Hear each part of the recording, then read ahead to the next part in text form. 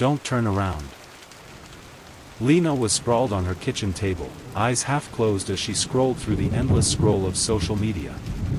It had been another long night of studying and caffeine, and she was too tired to think about anything else.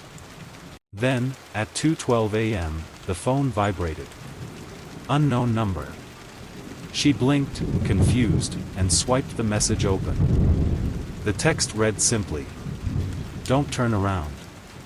Lena froze. What?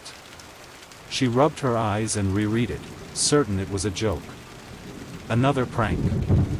She set the phone back down but couldn't shake the feeling that something was off. A slight chill ran up her spine, but she ignored it. Seconds later, her phone buzzed again. This time, the message read, "It sees you now." Her stomach twisted. She glanced over her shoulder. The kitchen was quiet. Everything was still. The light above her flickered once. Suddenly, the phone vibrated again. "If you turn around, you die." Her heart thudded in her chest. She turned her head to check the hallway, but as she did, something in her gut told her not to. Not to turn at all. Her hand hovered over the phone, still locked in her grip. What was happening? But she couldn't ignore it. The text made her terrified, made her question everything around her. Slowly, she backed away from the table, never taking her eyes off the phone, until she reached her bedroom. She closed the door behind her, breathing hard. But she didn't turn around. Not once. The next morning, Lena couldn't shake the feeling of unease. She went to work and tried to push the memory out of her mind, but the uneasiness clung to her. When she checked her phone, the first thing she saw was a link from a friend, a Reddit thread titled, "Don't Turn Around." Curious, Lena clicked on it, and her heart raced when she saw hundreds of posts. Each one described an eerily similar experience. Some had gotten the same cryptic messages. Others spoke of a shadowy figure watching them from the corners of their vision. It seemed to move when they didn't look at it, but it stopped when they faced it. But one post stopped her cold. It was a video. A shaky handheld camera showed a figure standing in the hallway.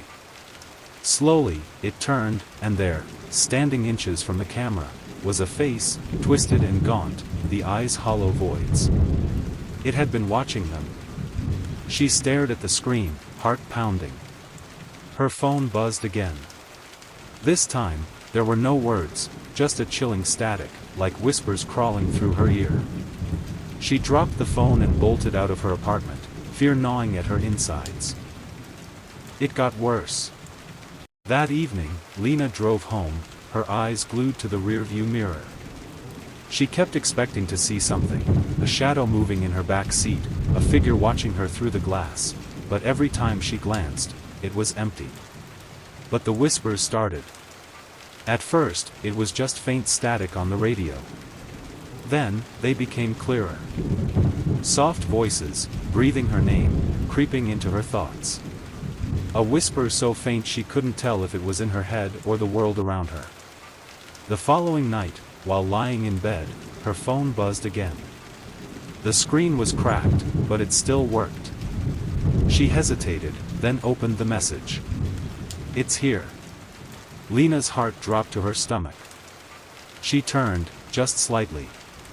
In the corner of the room, near the window, something shifted. It moved with no sound, nothing but the faintest draft.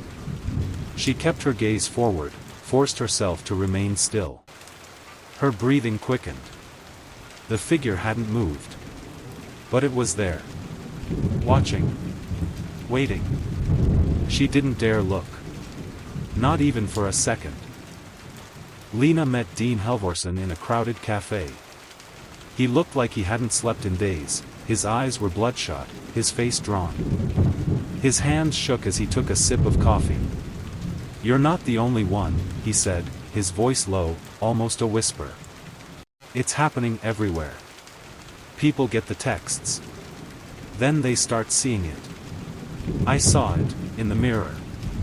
Its mouth, twisted open, like it was waiting for me to look." Lena's stomach churned. She couldn't help but picture it, what it would be like to see it, to turn and face it. How do you escape it? Dean's eyes darted around nervously, and he leaned closer. You can't. You can't look. But the moment you do, that's it. My sister, his voice cracked. She's gone. He showed her a video of his sister, standing in the hall.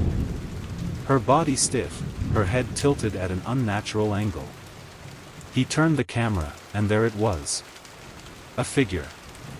Dark, twisted, like a man, but wrong. So wrong. The video cut out. The screen went black. The apartment was suffocating. Lena's apartment felt like a prison. She had every light on, all the blinds closed, and mirrors covered. But the whispers were everywhere. She heard them in her ears, in the walls, in the air. She tried to sleep with her phone recording, hoping to catch any sounds. At 3:03 a.m., it buzzed. She was awake when it happened.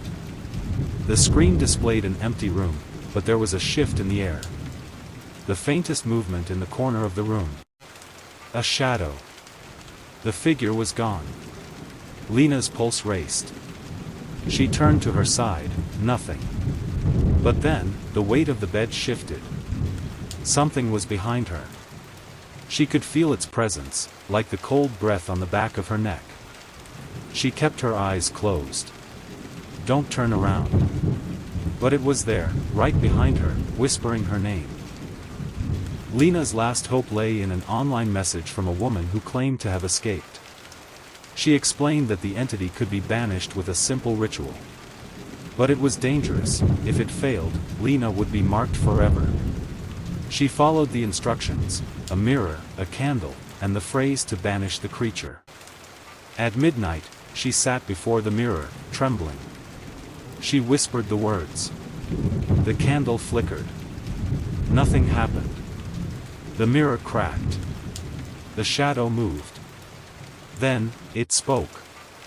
Now you've looked. Lena felt it, right behind her. The room grew ice cold. It had her now.